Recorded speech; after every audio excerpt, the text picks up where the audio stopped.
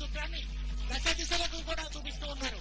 కళ్యాణ మండపంలో ఉన్నటువంటి అర్చక స్వాములు ఇప్పుడే మాంగళ్య పూజ అయిన తర్వాత స్త్రీ సూక్త భూసూక్తాలతో పుష్పోదక స్మరణ స్నానం అయిన తర్వాత ఆ మాంగళ్యానికి ఒక్కసారిగా నమస్కారం పెట్టండి.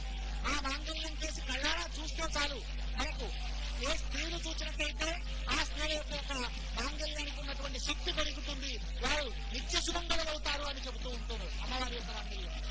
అంతేకాకుండా ఎవరైతే పెళ్లి కాని అమ్మాయిలు ఉంటారో ఆ మాంగళ్యాన్ని చూసి నమస్కరిస్తే త్వరలో వారికి కూడాను ఒక చక్కటి వరుడు కనిపిస్తారు. అయ్యా అర్చక స్వామి వారు జాగ్రత్తగా చూపించండి. ప్రేక్షకులందరూ కూడా ఈ టీవీలో చూస్తున్నటువంటి వారు, దూరదర్శన్ వారు చూపిస్తున్న వారు కూడా ఒక్కసారిగా ఆ మాంగళ్యానికి నమస్కారం పెట్టండి. ఎంత పవిత్రమైనది!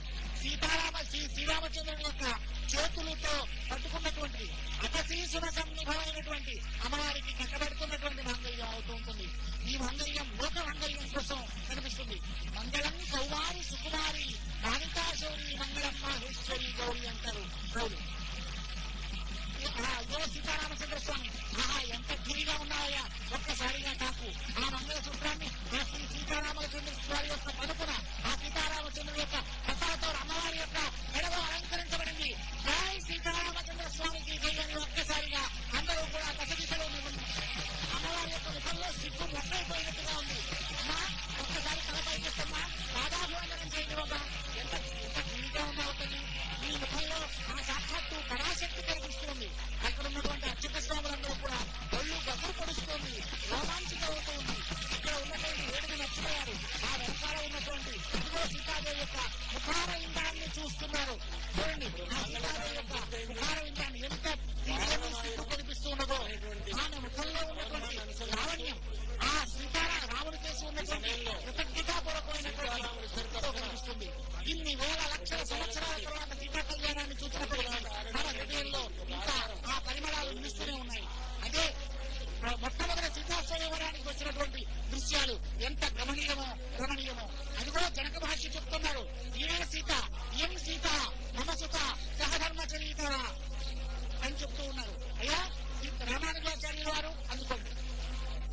జనక మహారాజు శివధనుభంగం తర్వాత రాముని చేతిలో మంత్రపూత జలం చేత మంత్రపూతం తర్వాత సమర్పించారు. అప్పుడు అంటాడు, ఇయం సీత మమ సుత సహధర్మ చరీతవ ప్రతీక్షైన ప్రాణి గురుమాడిన పతివ్రత మహాభావ సాయ అనుసారిణి. నిన్ను ఎప్పుడు కూడా నీడవడం సంబంధించే ఈ అమ్మాయి మా కూతురు నీ చేతిలో పెడుతున్నానని చెప్పేసి మంత్రపూత జలం చేత ఆయనకు ఆ రామునికి అందించారు. ప్రాణి గురునేసి పడిన చేతిలో చేయగలపడమే ఆ రోజుల్లో పెళ్లి జరిగినది. అదే ఒక పెళ్లికి చిహ్నం అన్నమాట. ఆ తర్వాత పుష్పమాలను సమర్పించుకోవడం జరిగింది.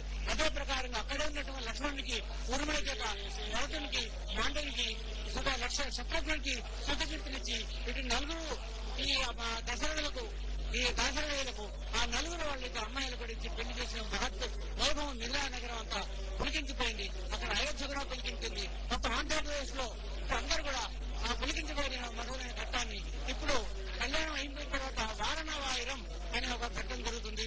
ఇది ఇంతకుముందు తమిళనాడులో ఉన్న తమిళ పాశురముల యొక్క పుష్ప కందు ప్రక్రియ వంటిది. దాన్ని మన తిరుమల గుడివల్ల నారాయణ తయారు చేస్తారు.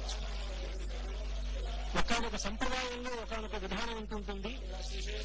గోదాదేవి చెప్పినటువంటి వారణం అంటే ఏనుగు, ఆయురం అంటే 1000 ఏనుగులు కలలో కనిపించాక గోదాదేవికి ఫలితంగా రంగనాయక స్వామిని కండాడింది. ఇటువంటి సందర్భంలో ఆ కొబ్బరికాయలను అటు ఇటు తిప్పుతూ ఉన్నారు అర్చక స్వాములు. అదే ఏనుగులు అనమాట. కారణమాయరం కరాకల్లేం తోజీనాన్, నేను కలవన్నాను అని చెప్పేసి తన చెలిపత్తులతో గోదాదేవి చెప్పుకుంటారు. అటువంటి విధానాన్ని శ్రీ వైష్ణవ సంప్రదాయంలో చేసేటువంటి విధానాన్ని ఈ వారణమాయం అనేటువంటి పాశురంలో చెబుతూ ఉన్నారు. ఇది గోదాదేవి రచించినటువంటి విధానం అనమాట. అయితే ఈ కన్యాదానం చాలా గొప్పమైనటువంటి దానం. కన్యాదానం చేసినటువంటి వారిట 4 సముద్రాలు ఆవరించి ఉన్నటువంటి భూదానాన్ని చేసినటువంటి ఫలితాన్ని పొందుతారట. సూర్యమండా పర్యంతం నువ్వులను రాశిగా పోసి ఒక్కొక్క నువ్వు కింద లెక్కితే ఎంతకాలం అయితే పడుతూ అంతకాలం సూర్యలోకంలో ఉంటారట ఈ కన్యాదాన దాత.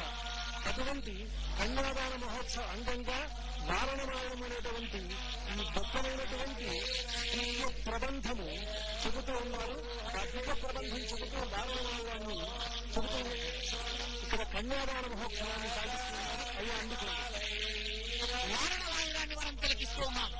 ఎంత